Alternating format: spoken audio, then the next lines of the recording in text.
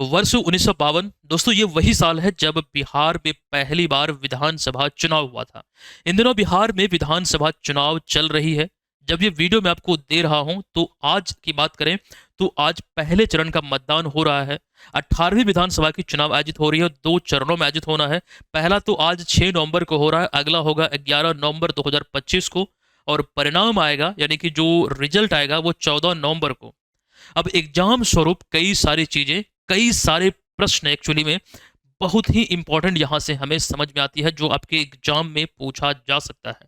तो कंप्लीट एक प्रकार से यहां पर जानकारी हम आपको देंगे। आप इस क्लास को, इस वीडियो को ध्यान से देखिएगा। एक छोटी सी वीडियो है लेकिन जानकारी से भरपूर है। बिहार विधानसभा चुनाव को लेकर सबसे पहले पॉइंट की हम बात करें तो यहां पर आपको ध्यान रखना है 17वीं विधानसभा का कार्यकाल इस समय चल रहा है, जो 22 नवंबर को समाप्त हो जाएगा। उसके बाद 18वीं मतलब गठन होगा 18वीं का। 18वीं वाला ही चुनाव आयोजित हो रहा है। जैसे कि पिछले साल हमने ये बोला था कि 18वीं लोकसभा चुनाव, उसी संदर्भ में ये भी ध्यान रखिए 18वीं विधानसभा चुनाव आयोजित हो रहा है। तो यहाँ पर अगर हम देखें तो 22 नवंबर को 17वीं विधानसभा का कार्यकाल समाप्त हो रहा है। लेकिन संविधान में यह प्रावधान है कि जब यहाँ पर देखिए वो चीज हमने लिखा है कि किसी भी राज्य विधानसभा का नया चुनाव मौजूदा कार्यकाल में समाप्त मतलब मौजूदा कार्यकाल जो है उसे समाप्त होने से पहले संपन्न होना चाहिए। यानी कि सरकार का गठन हो जाना चाहिए उस तिथि से पहले, मतलब वो क्रॉस नहीं करना चाहिए। तो ये चीजों को ध्यान रखिएगा। और सरकार बनाने को लेकर जो न्यूनतम सीट चाहिए, मतलब किसी भी राजनीतिक दल को या फिर गठबंधन को, मतलब उसमें जो घटक दल होते हैं सभी को मिलाकर 122 सीट, तभी वो बहुमत मतलब उन्हें मिलेगी, उनकी सरकार बनेगी। दोस्तों बिहार विधानसभा चुनाव को लेकर कंप्लीट जानकारी अभी आप देख रहे हैं। तो बिहार विधानसभा चुनाव में अगर हम देखें दो चरणों में हो रही है। पहला आज 6 नवंबर को, दूसरा 11 नवंबर को, परिणाम 14 तारीख को आएगा। अब यहाँ पर आगे और भी चीज़ों का जिक्र हमने किया है। देखिए वो तमाम बिंदुओं को यहाँ पर आपके बीच हमने लिखा है। लेकिन बहुमत के लिए किसी भी राजनीतिक दल या फिर गठबंधन को 122 सीटों पर जीत मतलब दर्ज करना अनिवार्य है। कुल मतदाता नवीनतम डेटा के आधार पर 7.43 करोड़ हैं, जिनमें पुरुष और महिला क्रमशः 3.92 करोड़ और उसके बाद 3.5 करोड़ महिला वोटर्स हैं। मतलब यहाँ पर इसको जरूर ध्यान रख लीजिएगा। ये नवीनतम डेटा है, ये बिहार विधानसभा चुनाव 2025 के संदर्भ में ही जारी हुआ था। अब बिहार में विधानसभा की जो पहली चुनाव थी 1952 में हुआ था। ये स्वतंत्र भारत का पहला विधानसभा चुनाव भी था। ये चीजें छोटे छोटे पॉइंट एग्जाम में पूछे जा सकते हैं, प्रश्न का रूप ले सकती है। और इस चुनाव के परिणाम स्वरूप भारतीय राष्ट्रीय कांग्रेस आईएनसी अर्थात इंडियन नेशनल कांग्रेस की सरकार बनी थी। और उस समय श्री कृष्ण सिंह बिहार के पहले मुख्यमंत्री बने थे। हालांकि उस समय इस पद को मुख्यमंत्री नहीं कहा जाता था, प्रीमियर कहा जाता था। मुख्यमंत्री शब्द प्रचलन में आया कब से? जब भारत का संविधान लागू हो चुका था 26 जनवरी 1950, उसके बाद से मुख्यमंत्री शब्द का प्रचलन बढ़ा था। तो ये चीजें भी अभी आप देखेंगे, कई और जानकारी विस्तार में है। देखिए उन सब के अतिरिक्त हम थोड़ा और पीछे जाते हैं।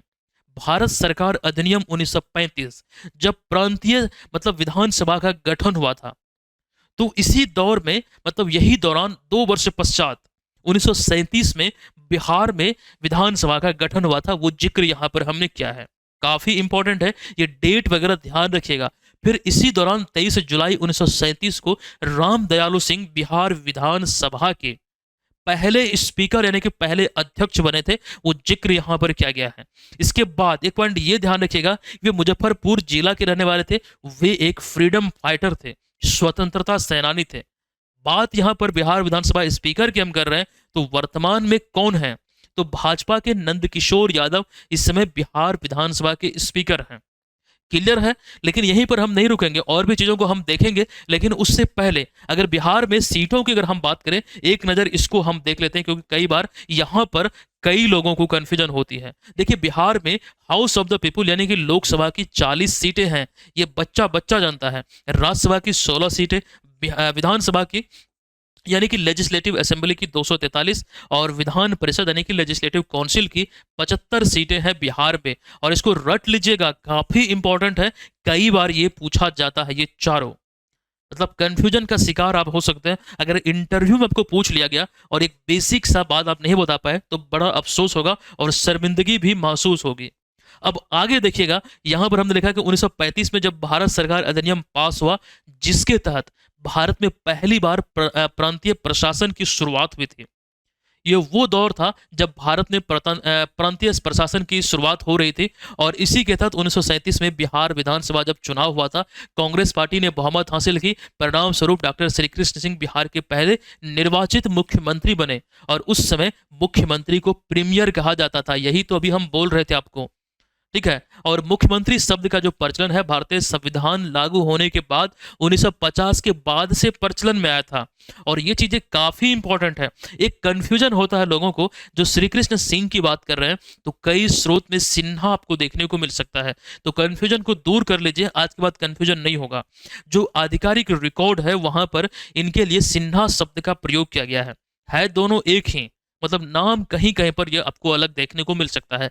बेसिकली इनके सम्मान में भारतीय डाक विभाग ने 2016 में एक डाक टिकट जारी किया था। आप डाक टिकट में देख लीजिए, श्री कृष्ण सिन्हा ही लिखा हुआ है।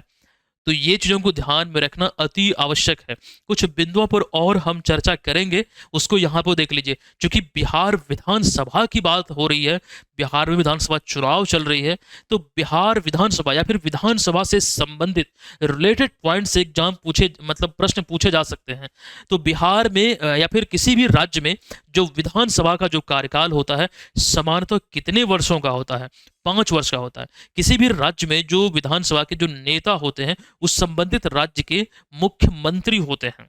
और इसके बाद ध्यान रखिए कि राज्य विधान मंडल के कितने अंग होते हैं, कितने सदन होते हैं? तो 2, एक विधान परिषद और एक विधानसभा। जिस प्रकार से भारतीय संसद के सदनों को ध्यान रखते हैं, राज्यसभा लोकसभा, उसी प्रकार से ये राज्य स्तर पर विधान परिषद और विधानसभा। और इसके बाद किसी भी राज्य विधानसभा में अधिकतम कितनी सीटें हो सकती हैं? तो 500, और न्यूनतम 60 हो सकती है। उसका जिक्र यहाँ पर अच्छी तरीके से हमने कर दिया है। तो ये तमाम जो जानकारी थी बिहार विधानसभा को लेकर, फिलहाल जो बेसिक सी इंफॉर्मेशन थी वो आपके बीच हमने रखा। आई होप कि ये वीडियो, ये क्लास आपको पसंद आया होगा। अच्छा, एक बात आप लोग जाते थे कमेंट कर दीजिए, अगर आप अभी क्लास को देख रहे हैं, ये चुनाव जो संपन्न हुआ, क्या आपने मतदान किया? आपको जरूर लिखना है कमेंट बॉक्स में, क्या आपने मतदान किया? और कहां से इसे आप देख रहे हैं वो भी जरूर लिखिएगा। धन्यवाद। जय हिंद।